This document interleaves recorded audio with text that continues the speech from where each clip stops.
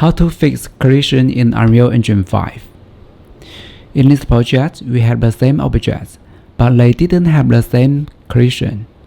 And you can see the left one, the stone falling down, but they didn't touch the rock on the ground. But the right one, you can see the stone falling down, and it touched the rock on the ground. Yeah, they are really different.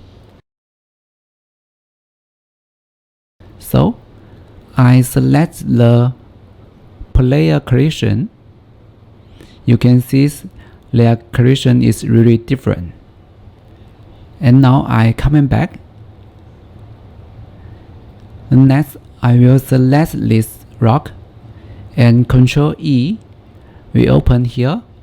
And next, I will click collision. And now I will add the simple collision. And you can see I will delete this sphere collision. And here is our default collision. So the next, I will remove the collision. And I will click this one. Also, you can change this value. Applied. And you can see we have a new collision. But this collision is still not perfect. Here is the perfect collision. And you can see this and this one, the details is different than another one. Yeah, but this collision is the most situation you can use it.